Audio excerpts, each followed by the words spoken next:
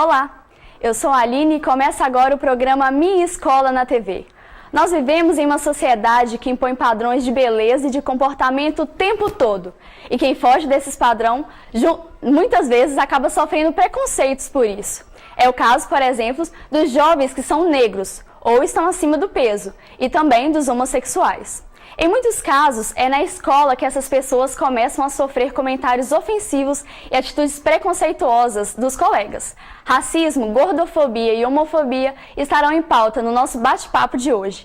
Para isso, contamos mais uma vez com a presença do psicólogo Valmir Eusébio. Muito obrigada, Valmir, pela presença. Hoje, como vocês podem perceber, nosso programa está sem escola. E o causador disso é a greve que está tendo na nossa cidade, devido a algumas reformas do governo, né? E a gente está tendo uma dificuldade muito grande para encontrar as escolas para participarem conosco. Então eu queria já aproveitar e fazer um convite a vocês, que nós temos uma página no Facebook. Vocês podem curtir e também podem sugerir escolas ou temas para o nosso programa. Muito bem-vindo, Valmir, mais uma vez. Bruno, muito obrigada de novo pela sua companhia. Nós estamos também com o Gustavo Acácio falando sobre homofobia, ele vai nos ajudar aqui hoje. E Valmir, para começar, a gente tem que falar muito dos padrões da sociedade, né? Que é uma coisa que hoje em dia é muito estipulado. Você tem que ter uma quantidade de características para se enquadrar, né, nesse padrão. Ele pode gerar preconceitos? Esse é o principal fator dos preconceitos? Boa tarde, Aline. Boa tarde a todos. Boa tarde. O preconceito, eu acho que sempre existiu em todos os períodos aí da sociedade humana. Só que os padrões que mudam, né? Às vezes a gente pega um período aí da época da Rainha Elizabeth, por exemplo, aquele período vitoriano, quanto mais gordinho era sinal de dinheiro, era sinal de riqueza, de saúde e tal. Então, aquela pessoa que era magra era considerada, todo mundo tinha preconceito em relação a ela. Sim, né, a gente não pode negar que os padrões que são impostos em cada período da humanidade, ele força algumas pessoas a, muitas vezes, não se adaptarem àquela situação da realidade no momento. E aí ela acaba sofrendo muito, né, por conta desse desenquadramento, se a gente pode falar assim, social. Né? Bom, então, antes dessa pergunta, a gente deveria entender primeiro o que é o preconceito em si. Os tipos de preconceito, até como é que eles surgem, já foi falado, né? Na escola, os apelidinhos. Queria só que você definisse pra gente o que é o preconceito. Eu acho que para isso a gente poderia usar uma ferramenta muito prática. Hoje acho que as pessoas até esqueceram que é o dicionário. O mais comum seria o dicionário Aurélio, né? E para isso, talvez, eu não vou saber o que direitinho que está escrito lá no dicionário Aurélio, mas a gente já pode pensar em preconceito como sendo a conjugação de duas palavras, né? No caso, o pré e o conceito. Conceito, quando a gente começa a perceber conceito, vamos de trás para frente aí, seria quando as pessoas acabam qualificando, colocando, dando nome, discriminando algo. E quando você faz, e aí quando a gente pega o pré, a gente já sabe que é antecessor. Antes de conhecer, na verdade. E no caso, assim, antes de conhecer, a gente já cria ali um julgamento frente àquilo. E aí acaba construindo aí uma imagem, muitas vezes, ou uma ideia de algo que não cabe para a pessoa. Realmente. No caso. Nós dividimos o preconceito aqui em 3 fatores, que é a homofobia, a gordofobia e o preconceito racial, né? E aí a gente vai ver alguns vídeos durante o programa, e aí eu gostaria que você comentasse pra gente. O primeiro vídeo nós vamos é sobre gordofobia, do canal Gorda de Boa. E é um tema muito recorrente, né? Você não pode ser acima do peso, senão até por fatores até de saúde, né? Mas principalmente porque as modelos sempre são muito magras. Até que hoje tem o causa até plus problemas size. De saúde. Justamente, anorexia, né? o Bulimia nível também. da pessoa ser magra, sim, causa muito problema de saúde, tanto a pessoa ser muito magra como a pessoa ser muito gorda. Justamente. E tem gente que não vê esse lado negativo de ser muito magro. Exatamente. Mas a gente pode, Aline, buscar um caso aí, por exemplo, quando você vai comprar uma calça, por exemplo. Se você vai buscar uma calça 38, se você pegar uma calça 38 há 15 anos atrás, ela é diferente do 38 de hoje. Ah, mas é porque o corte mudou? Não é porque o corte mudou. A própria moda se modificou, esses padrões, né? Vocês que trabalham na televisão, vocês sabem que hoje está encerrando o sinal analógico. Né? Acho que praticamente no país todo. O que vai entrar é o sinal digital. Por que vai acontecer isso? Se tem milhares de brasileiros, por exemplo, que tem televisão no sinal analógico. Então o sinal analógico ele poderia continuar, mas é que é uma pressão, né? Aí a gente não vai... Não vou citar, a gente não precisa citar quem, para as pessoas se adaptarem àquilo que é novo. Então, no caso, por exemplo, na questão do peso, é colocado, para você falar, se você sair desse padrão, você vai ter que ser plus size. Mas eu comprava uma calça antes 46 e servia, mas agora 46 não serve mais. Não, mas agora tem a 46 S2 Plus lá. Não sei, eles vão colocando siglas e para a pessoa acreditar que, mas na realidade as pessoas acabam até meio que forçando a uma situação aí. Né? Vamos ver o vídeo, que aí a gente faz o comentário sobre ele, ok? De boa, em casa, tranquila, relaxada, trabalhando. Minha prima Lavínia, beijo Lavínia, me mandou um WhatsApp. Ela tirou um print de uma dessas páginas de zoeira da internet, que a gente se conhece bem, não é mesmo? E estava escrito no post: toda gorda é feia assim, sem mais. Eu acho até engraçado, gente. Do tipo, só o meu gosto conta, eu gosto de verde, todo mundo tem que achar verde é lindo, se você não concorda, sem mais. O pessoal acha que é o umbigo do universo, né? E não é. Sua opinião não é a verdade absoluta e suprema do mundo, não, meu amor. Deixa eu te contar uma novidade aqui. Tem gente que acha pessoas gordas bonitas. Veja bem. E também tem gente que acha pessoas magras bonitas, olha só. Olha que coisa linda. Já ouviu falar que na Renascença as mulheres gordas que eram as modelos? Não? É a história da arte, então é isso que você tem que fazer. Enfim, o tempo passou e a gente foi socialmente ensinado de que agora pessoas magras que são o padrão de beleza. Entende que tem um toque social aí? Eu vi uma matéria ótima, muito legal, vou deixar o link aqui na descrição pra vocês verem também, que mostrava os diferentes tipos de padrões de beleza, de padrão de beleza, dentro dos diferentes países do mundo, tempos atuais. Interessantíssimo você ver como a pessoa que os brasileiros consideram bonita, é muito diferente da pessoa que os suecos consideram bonita, das pessoas que os sul-africanos consideram bonita, ou das pessoas que os japoneses consideram bonita. Vocês estão entendendo o que eu tô querendo dizer aqui, né? Cada país acha bonito um tipo de pessoa. Tipo, os indianos acham bonito um tipo completamente diferente do que os americanos, norte-americanos, estadunidenses. Sabe? Isso é definido pelo lugar onde você nasce, porque você é bombardeado de informações de uma mídia que tem um tipo específico de pessoas. Desde que você nasce, você é ensinado uma coisa dessas. Lembram da campanha do Amigo Secreto? Uma amiga da Lu postou uma coisa no Facebook e ela é gorda. E linda, viu? Meu amigo secreto só me beijava escondido nos cantos. Ninguém precisa saber da gente, não é mesmo? Outra. Meu amigo secreto só se declarava pra mim em particular, porque é foda assumir na frente dos amigos que gosta de gorda, né? Outra. Só valia pra fazer número ou aposta. O cara gosta, mas não quer mostrar pra sociedade, porque é uma vergonha estar com uma mulher gorda. O problema não é o gosto, entende? Que o problema não é no gosto do cara. Ele acha a mulher bonita, afinal ele está ficando com ela, mas a sociedade faz essa pressão de que mulher gorda é mulher feia, porque quem acha a mulher gorda feio, né? É a hegemonia, é a maioria, é quem tá querendo comandar. E aí as pessoas ficam com vergonha, o que é um absurdo. Eu acho que mulheres gordas não fiquem com esse tipo de cara, porque ele é um covarde. Vamos nos valorizar. Tem que sair e desfilar mesmo, do nosso lado, porque não é vergonha nenhuma. Vergonha é ser desse jeito. Vergonha é ser preconceituoso com os outros, tá? Isso é vergonha. Vergonha não é ser gordo. Muito bonito o vídeo, né? Ela fala com bom humor. Que é muito bacana. Uma espontaneidade magnífica. Sim.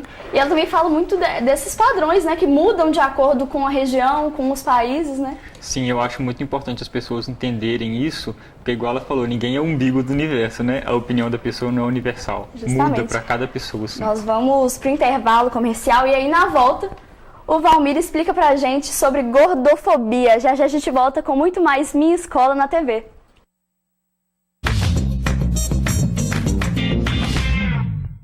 Voltamos com o programa Minha Escola na TV, hoje falando sobre preconceito e padrões de beleza, com Valmir Eusébio, psicólogo, e sem escola hoje, devido às greves que estão tendo aqui na nossa cidade, e a gente está sentindo uma grande dificuldade de encontrar escola. Se você quer participar conosco, quer que a sua escola vá ou conhece alguma escola que queira participar, é só entrar no facebook.com/minhaescolanatv. É nossa página no Facebook, lá você pode mandar mensagens pra gente, sugerindo temas e escolas. No bloco passado a gente falou sobre a gordofobia, a gente chegou a ver um vídeo do canal Gorda de Boa, e aí a gente queria só comentar sobre ele agora, né, Valmir?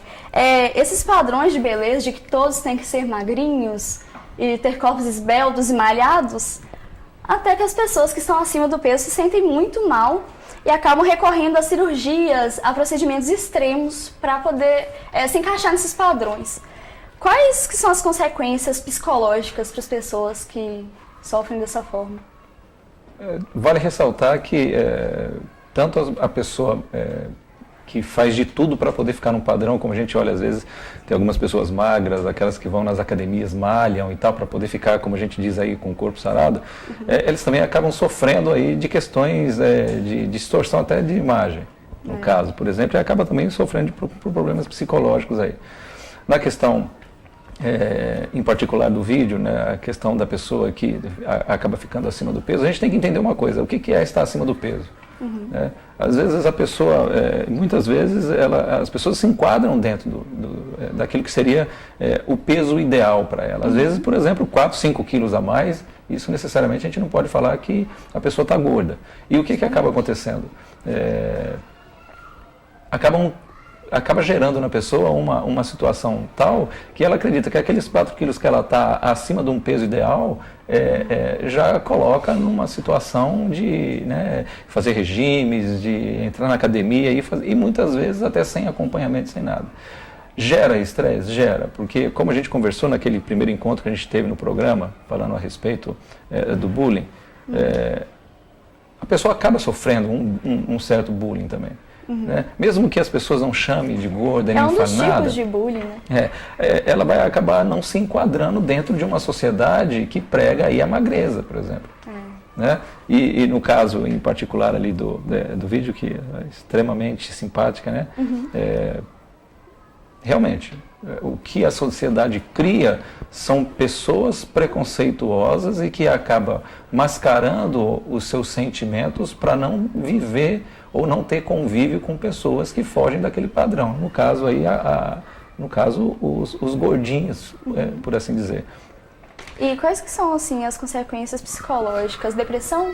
Depressão, ansiedade, fobia. Aí quando a gente começa a colocar nisso, a gente tem que sempre pensar nos aspectos somáticos, problemas estomacais.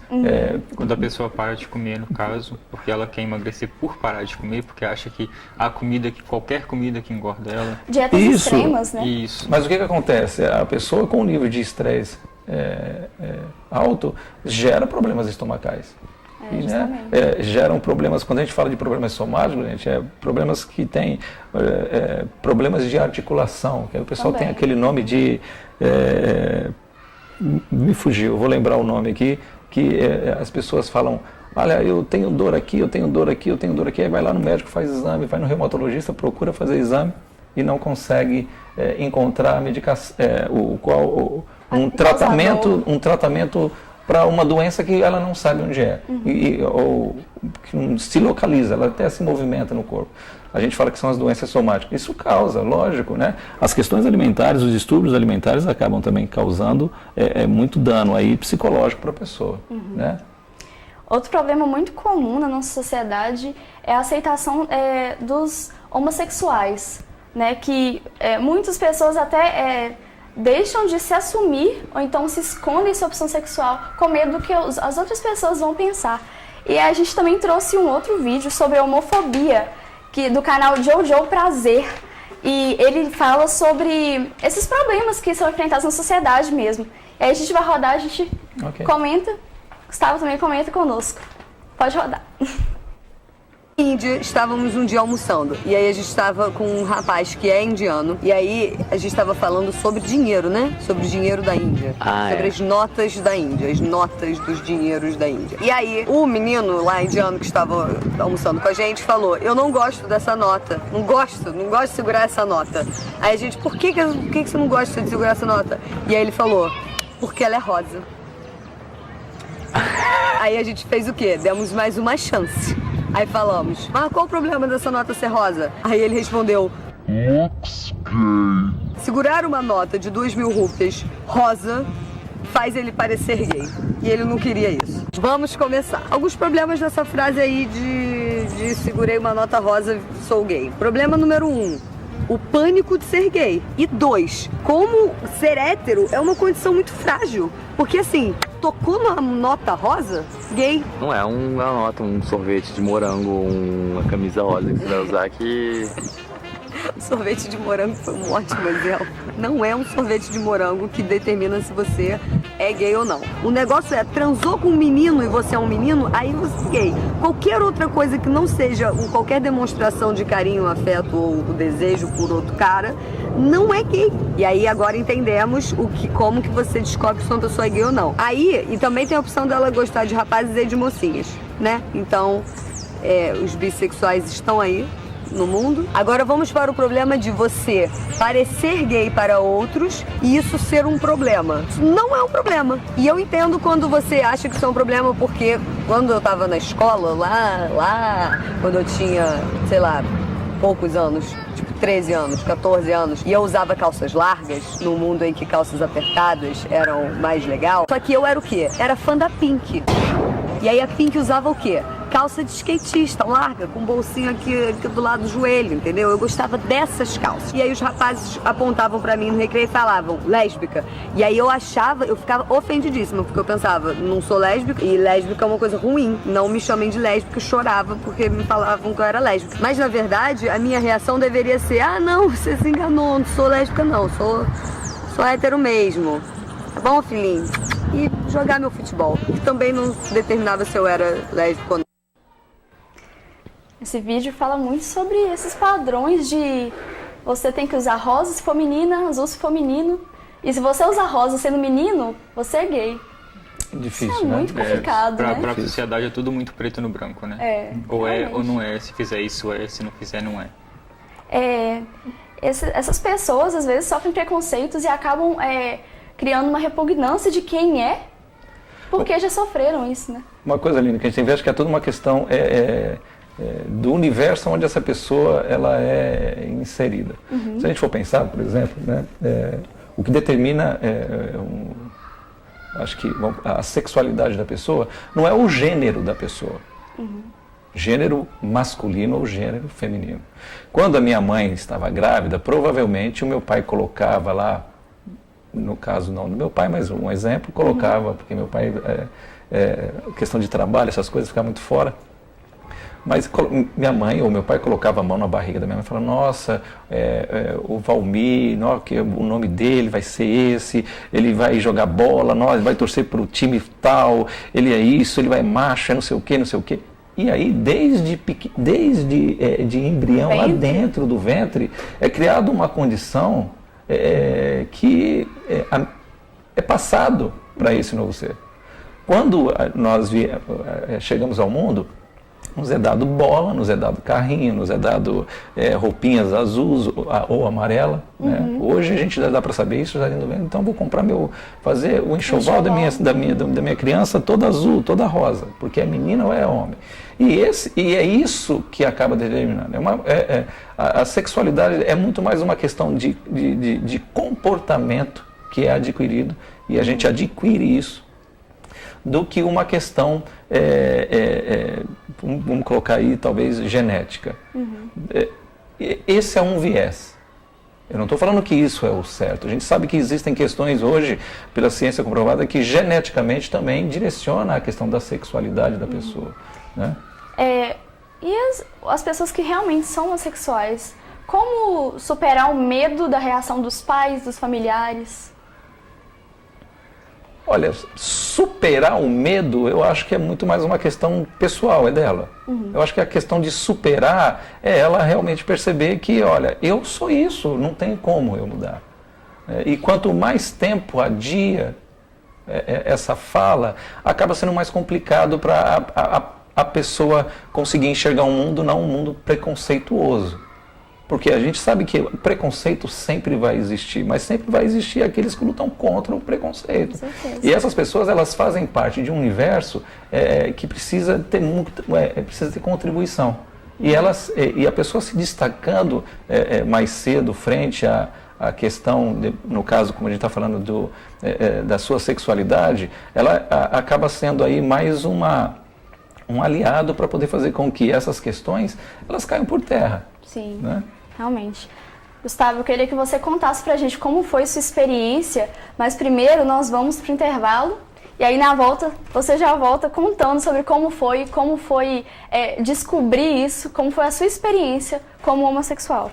Nós vamos pro intervalo e já a gente volta com mais Minha Escola na TV.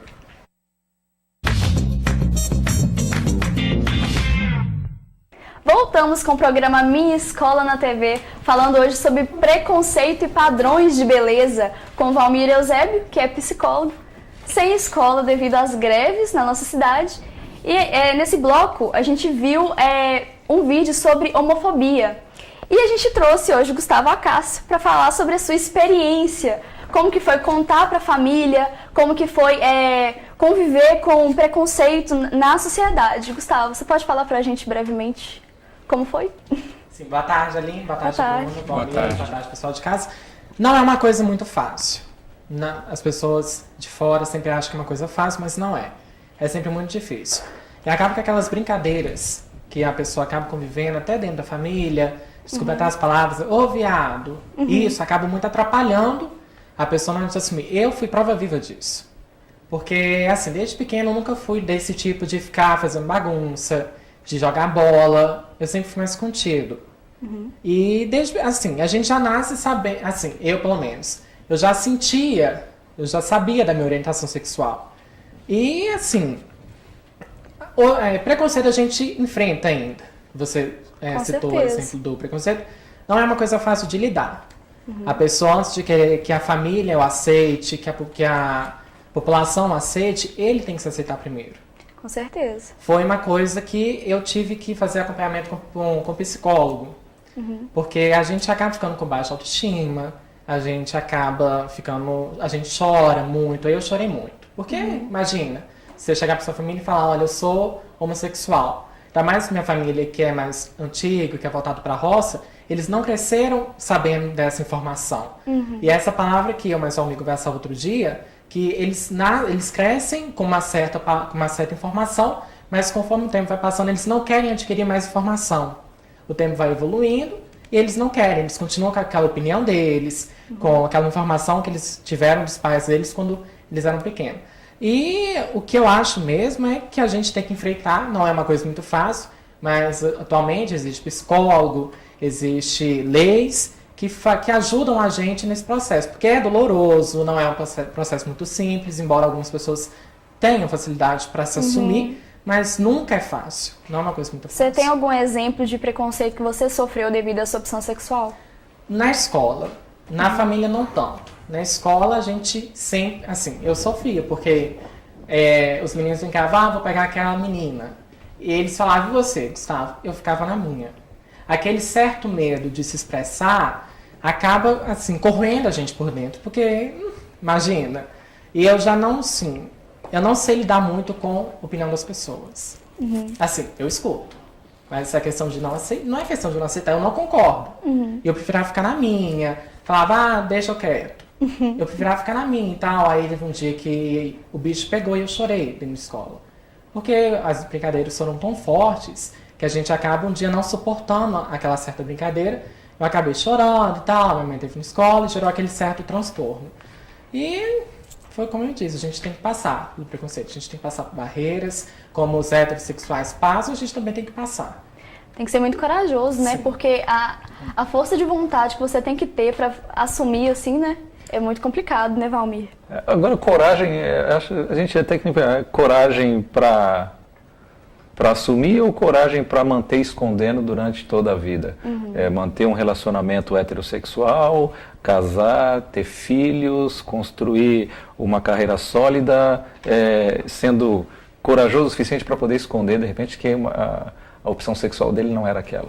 Justamente, é bem Então complicado. a gente tem que muitas vezes fazer uma análise para quê? Será que é muito mais, eu ganho muito mais, eu vou ser muito mais corajoso falando para o mundo, olha, eu sou gay, eu sou homossexual, eu sou homoafetivo, né? Ou pode usar os jargões, eu sou bicha, eu sou gay, eu sou viado, mas eu assumo isso, eu. E enfrenta também quem do é que contra, depois, né? É aquele ditado, né? É melhor você se arrepender por algo que você fez do que por algo que você não fez.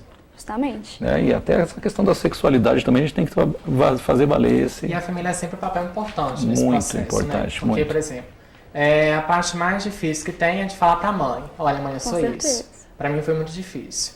E assim, a minha família ela sempre soube, porque eu sempre tive uma proximidade maior com a minha família do que com a minha mãe.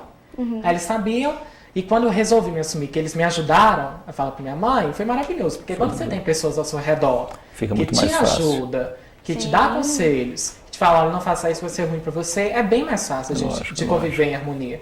Hoje, por exemplo, minha família me aceita, minha mãe me aceita, a minha avó, que é bem mais antiga, ela me aceita. Então é questão de conversar, de se unir. Porque sem união a gente não somos consegue. nada. Bate-papo gostoso. Com a família a gente tem todo o apoio, né? Isso aí nos ajuda bastante. O nosso vídeo sobre racismo, tenho quase certeza que não vai dar tempo da gente passar. Mas, Valmir, eu não queria deixar o programa sem falar sobre preconceito racial, que é algo que é muito recorrente na sociedade. É claro que diminuiu muito com o tempo, mas a gente vê, é muito comum, né? A gente vê hoje. E eu queria que você comentasse sobre alguma experiência de trabalho que você teve recorrendo a preconceitos raciais, principalmente dos negros, né? Que sofrem muito preconceito, às vezes repugnância, principalmente dos brancos. Uma coisa, Aline, que a gente pode estar pensando, que eu estou pensando aqui, assim, eu faço um trabalho no município onde eu trabalho, e que a gente trata com pessoas de baixa renda. Sim. E quando a gente começa a observar essas pessoas de baixa renda, a grande maioria são pessoas afrodescendentes. São questões sociais, né? A maioria esmagadora. Né? E uma coisa que a gente percebe nisso é o quê? Historicamente falando, a construção da sociedade brasileira, ela colocou os negros como sendo trabalhadores braçais. E quando a gente começa a pensar numa referência, qual que é a referência de herói que você tem aqui no Brasil? Qual que é a referência de heróis que nós temos? A referência de heróis que nós temos são heróis americanizados, Brancos. europeus, que são brancos, loiros em cavalos, né, gigantes, bonitos, armados de arma. Aqui nós não temos um referencial. Sabe qual é o referencial? Que, por exemplo, no caso, vamos falar especificamente da cor, que a grande maioria dos brasileiros tem de referencial é o branco. Com certeza. Porque os brancos são os bem-sucedidos, os brancos são os mais estudados, os brancos têm uma melhor posição social, e aí isso acaba servindo para ele vamos falar assim, um ego substituto. Eu vou pegar o ego dele. O próprio referencial que nossa sociedade tem, né? E aí acaba fazendo com que ele mesmo se ache, não, eu não consigo, é porque eu não tenho capacidade. Né? E tá aí uma coisa que a gente até comentou, né, Bruno, a respeito, por exemplo, falar das cotas. Sim. Se a gente for falar das cotas, vai ter que ter um programa para falar das cotas. Porque tem pessoas que não concordam, tem outros que concordam, mas para isso tem que ser feito um estudo histórico. Nós estamos em dívida com os negros eternamente, se a gente for pensar. O Brasil foi colonizado em 1500, né, que eles falam, 1500, 600, 700, 800, 900, 2000. São 500 anos, praticamente, usando o negro como escravo. Vou tirar 100, tá? 400 anos. E aí cria-se leis para poder garantir coisas que é para deles. Justamente. Deles, nosso, de todos. Então, assim, eu acho que a gente tem que refazer as contas aí e ver que 10 anos ou 15 anos de cota, uma opinião minha, gente, tá? 10 anos ou 15 anos de cota está aquém daquilo que a gente precisa fazer. né? Valmir, nosso programa está acabando e eu queria que você deixasse um recado tanto para os negros, quanto para os homossexuais, quanto para os gordinhos que são ditos acima do peso, na questão psicológica mesmo, né, de como isso afeta eles e como ele pode buscar ajuda. Tá, eu vou colocar assim, é o seguinte, vou falar para todos os brasileiros, para todo mundo que está escutando. Com certeza. Né? Que aí não vamos, gente, vamos colocar um ou outro, não. Nós temos que lutar por tudo aquilo que a gente tem como ideal.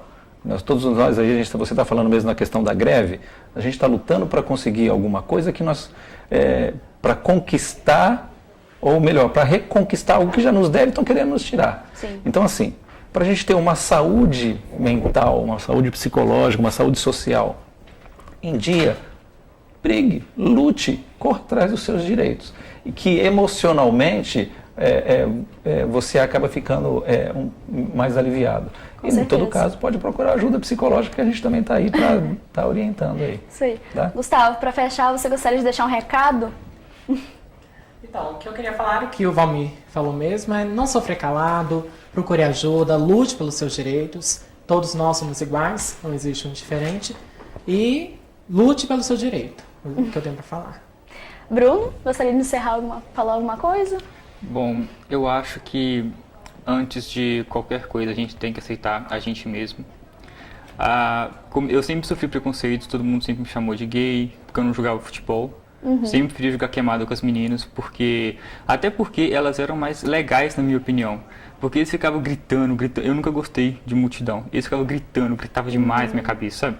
Aí eu ficava com elas lá, porque era muito mais de boa, entendeu? O pessoal ficava rindo, brincando. Não, futebol era vida ou morte, entendeu? Sim. E eu sempre fui mais tranquilo. Então eu sempre ignorei, nunca tive problema com isso, entendeu? Então, pra você que aceite você mesmo. Ignorar nem sempre é a melhor opção. Funcionou comigo, mas pode não funcionar com você. Procura ajuda, procura um amigo, alguém que você pode confiar. Nossos melhores amigos são nosso pai, nossa mãe, Sim, que eles sempre vão nos apoiar. Com um bom diálogo resolve tudo. Isso mesmo. Nosso programa vai ficando por aqui, infelizmente. Nosso programa teve um tempo reduzido devido a esses problemas com a questão da escola mesmo.